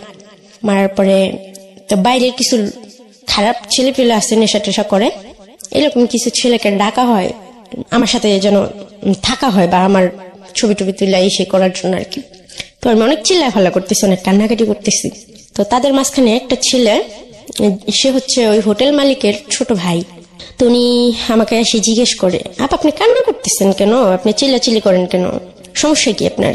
পরে আমি ওনাকে সব কিছু বলি, উনি আমার কথাগুলো শুনে, আমি চিৎকার করে কান্না করি আর সব কথাগুলো বলি যে আমি চাকরি করতেছি, উনি আমার সাথে এরকম করছে, এখন ওনার বন্ধুর সাথে আমার থাকতে হবে, তাহলে আমি যদি এরকম নিজেকে নিজে করি তাহলে আমার চাকরি করার দরকার কি, তাহলে তো আমি পাড়াই থাকতে পারি। তো উনি বললো যে আপনারা মেয়েরা খুব ড্রামা করতে পারেন, এই ড্রামাগুলো দেখতে দেখতে আমরা অভ্যস্ত হয়ে গেছি, ভাই আর ভালো লাগে না, নতুন কিছু আছে। তো আমি বলতেছি আপনার কাছে ড্রামা মনে হইতেছে, আপনি নেটে সার্চ দিয়ে দেখেন আমি কোথেকে আসছি, কিভাবে আসছি, আপনি তো শিক্ষিত মানুষ, আপনি একটু যাচাই করেন। আর আমি আজকে এখানে মরে যাব, কিন্তু কারোর সাথে আমি কোনোভাবে ফিজিক্যাল রিলেশন করব না, হয় আমি বাঁচবো না আমি মরে যাব, তবে আমি এইভাবে বাঁচবো না। তখন বলতেছে দেখেন আপনার মরতে টরতে কিছুই করতে হবে না, এখন আমি বুঝতে পারছি, আপনার সবকিছু আমি দেখবো। তো ছেলেটার উপরে সবাই রেগে যায়, আর ও মালিকের ছোট ভাই ছিল যেহেতু, ওকে সবাই খুব মানে করতো, বাট ছেলেটা নেশা করতো আর খুব খারাপই ছিল, তবে আমার সাথে কোনো খারাপ ব্যবহার করে নাই। প্রিয় শ্রোতা, আপনারা শুনছেন প্রাণ মিস্টার ম্যাঙ্গো ক্যান্ডি প্রেজেন্স জীবন গল্প। জীবন গল্পের অতিথির গল্পে আবারও ফিরবো, তার আগে আপনাদেরকে মনে করিয়ে দিচ্ছি, সিচুয়েশন যখন খুব কড়া, মন বসে না কোনো কাজে, তখন মন ঠিক করতে মুখ দিতে পারেন কাঁচা আমের স্বাদে Pran mister mango candy, good mood guaranteed. আমরা ফিরে যাচ্ছি আমাদের অতিথির গল্পে। জি।